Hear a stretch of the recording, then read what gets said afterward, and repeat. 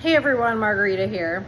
I want to film this quick video today on how I ended up being a 6-year long-term patient at the Oxford Center, which was initially called the Oxford Recovery Center in Troy, Michigan, where the little 5-year-old boy had exploded inside the chamber, the hyperbaric oxygen chamber. And for a brief period of time, I did treat at the Brighton Center as well. And so did my now 9-year-old son. We were both 6-year patients. Now, at the root of everything, the reason we had to become patients there is because I have a deranged, lunatic, narcissistic Munchausen by proxy mother who's been getting away with decades of very serious crimes, which are still ongoing at this very moment. And I am doing all these videos currently and working on exposing her for every crime she's been involved in and all the people and agencies that she has used to help her commit these crimes. It's been going on my entire life since I was about 3 years old. And then today I'm 41. This is still going on today. So this is the longest running Munchausen by proxy case ever, I believe, in history.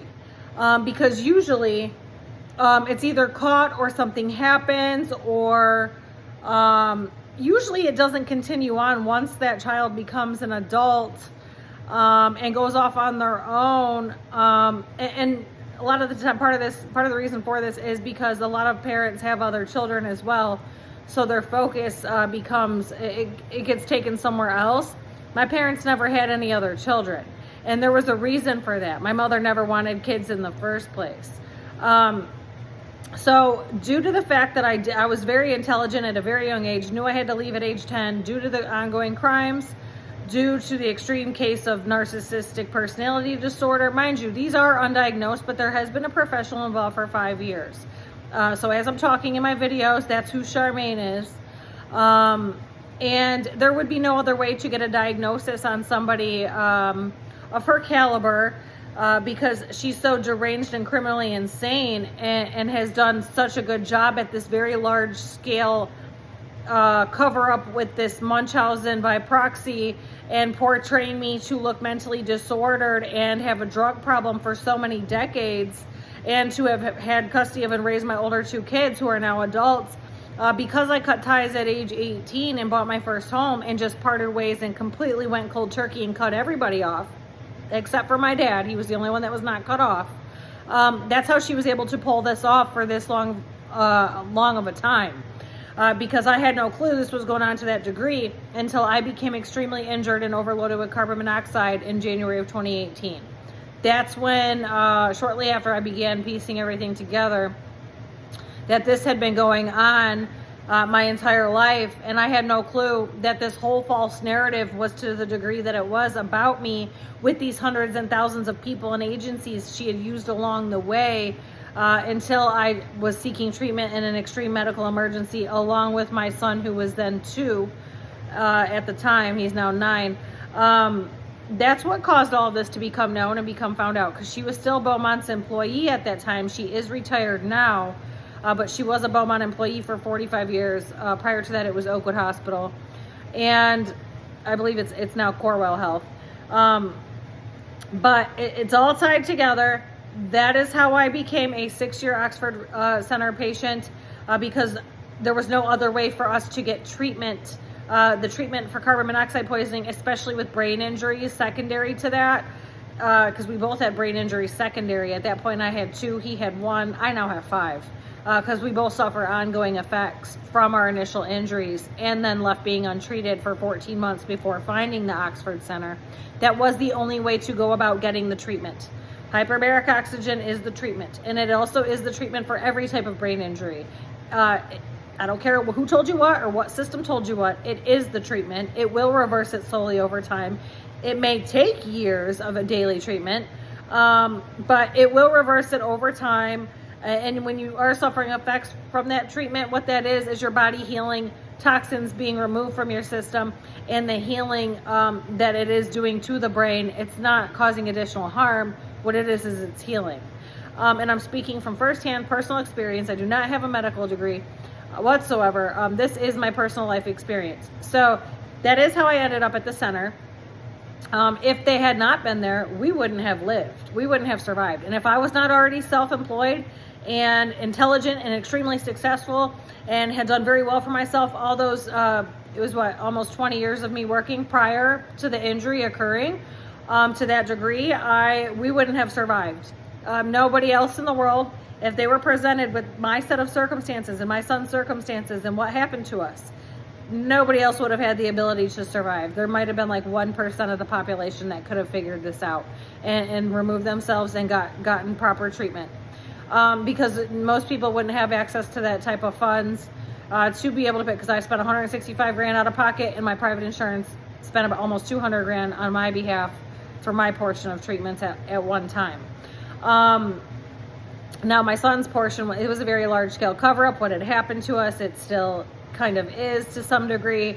The place who caused our injury is still not admitting fault, and it has not fully played out in court yet, and I didn't even get a court date until about a year ago, and my son is now 9. So I gave birth while suffering from it. That was the start, and then I returned to the source 7 months later. About 14 months of weekends went by, and then I completely overloaded with the carbon monoxide. It broke through my brain. I was past the point of no return, figured everything out backwards from there, and it didn't take much. And then we were just in an extreme state for a very long time without help from any hospital system, any medical system, and that was due directly to my deranged mother's ongoing criminal activities as a Beaumont Hospital employee. And the Munchausen by proxy, this is going to be the largest, most long-term case of that ever known once this all becomes known. So in all of my other videos, that is what I'm talking about. Every section and every playlist that I'm talking about within my channel, it all ties together. Every situation ties together at some point. It is a giant web of corruption, chaos, lies, RICO crimes, many people and agencies involved in all of this. That's why I have it broken down into different playlists, because it is that extreme. But that is how we became patients, and that is how we got to survive in the long run. So the other thing I want to mention is the owner, Tamela Peterson, and then there was Casey Diskin, who was already in prison for the other crimes she had committed some years ago. She was finally sentenced in December of 2024. Those two directly with me, I had a direct problem with. They operate exactly like my mother does. They both have extreme narcissistic traits, all of them. They all behave in the same manner, all three of these women. My mother, Casey Diskin, Tamela Peterson, all three of them. And that, you know, if I had not had access to those type of funds and not had my previous life's work behind me, no, we would not have survived any of this. We would have never been able to pay that kind of money to get us to the degree where we are today. Now, we are permanently injured, and we do live modified lives, and we do suffer ongoing effects, and there's ongoing problems. But we've crossed several thresholds at this point. So we do walk a fine line between life and death. However, it's not as fine of a line as it was before, where we were completely homebound for about 3.5 years of that injury. You know, significant progress had been made. However, I've been re-injured numerous times, and that is also due to my mother's ongoing crimes and the crimes of the large agencies that she uses to help her commit these crimes. So if you follow along with the rest of my story, this is going to make national news at some point. I'm not far off from the entire lid blowing. There's so many people involved. There's such an extreme web of lies and delusions and corrupt people and agencies involved in all of this. Everybody's scrambling, rushing to figure out how they're going to cover all this up, and who's going to throw who under the bus, and how much do I actually know. And it's going to blow at some point. It's going to blow very soon.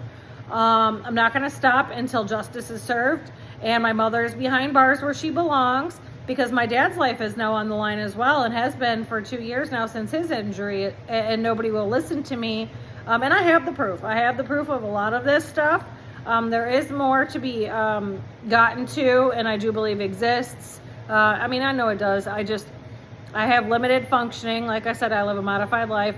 And to be able to do all the work that I have done to put all this together in the past 6 years, in the condition I've been in, and in the chaos that I live in, and the ongoing crimes that are still wiping me out in the background, causing all this conflict and all these problems in my life, the fact that I was even able to gather this type of information to the degree that I have, and now I've been able to record and start to present some of it to the world, it's very extravagant that I don't even know how I did it. It's a miracle, really, because it is very extreme.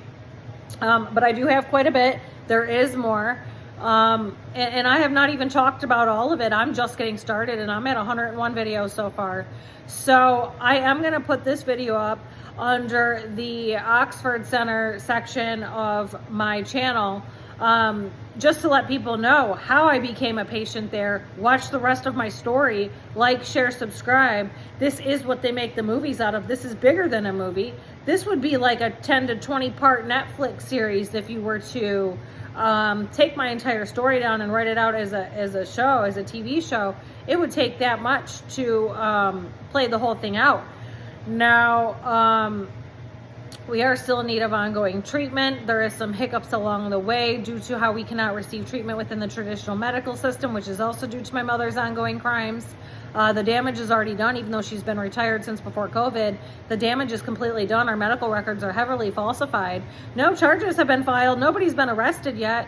I'm under Chapter 13 bankruptcy now at this point due to all of these crimes and these agencies and these people all involved. I'm not safe in my own home in the city of Flat Rock, Michigan, where she uses the police to continuously harass me. Same with Brownstown, Michigan, where my parents' house is. Not safe in that city. The entire department is corrupt. She's been telling them delusions about me for 25 years. It all ties together with how we became patients at the Oxford Center. And now at the same time, I am helping the Troy police with that investigation. I do have quite a bit of information due to the fact that I was the longest running patient, I believe, my son and I both. I have provided them with everything that I do have, everything that I do know. And there is an additional crimes that had happened to just myself. It's a separate sector and a separate agency that's going to be investigating that, but there is more. So I am currently working with those people on all of that. I do want to see justice in that case as well. But my mother ties in with all of this and her decades of ongoing crimes and the long-term Munchausen by proxy. Like I said, I do believe this is the longest running case. There is usually not a case where it continues on after that child becomes an adult and goes off on their own. This woman has never had to pay her own bills. My dad has always paid all their bills.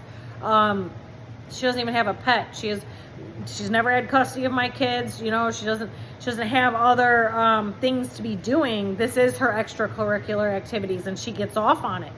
So these are all crimes. This is all very extreme. I just want to get my story out there. There's way more to come. I know I have at least 1,000 more videos to come. I will be releasing more on each section that I have up of all the playlists that I have. I'm trying to take the most urgent and kind of add to the playlist as the most urgent comes about, because sometimes things abruptly come about and jump in front of something else that I'm already working on. I'm just trying to get out as many as I can at the moment, because right now, that's my job. Right now, that's what I'm supposed to be doing. I do know that. And I've known for 6 years I'm supposed to be putting out these videos. So here I've finally been given the opportunity to sit here and film them, although the circumstances were not the best. That is what I am supposed to be doing in the moment. I do believe these videos in the future are going to save many lives as well in many different angles of situations going forward. Because there isn't somebody who's experienced something to the extreme degree of abuse and the amount of time it's gone on for, because I'm 41 now. It never stopped. From the time I was 3 years old and to today, it's never stopped. This has all gone on behind my dad's back. It's way over his head. I knew from age 10 he couldn't see what was actually going on, and I knew I had to leave at 18. And he remained married to her and stayed with her, which then became a long-term issue and created more long-term problems, and eventually led to his injury, his work injury, and what has all happened to him since his injury 2 years ago. So yes, his life is still on the line. He is in danger in her care. However, it is all played out fraudulently in probate court due to my mother's ongoing crimes. Adult Protective Services are involved in that, the guardian ad litem, the court itself, and then you have the Romulus Police Department in Michigan, who has not investigated any of what I said that I can prove that these are crimes and lies and delusions, along with Brownstown, Michigan. Same thing.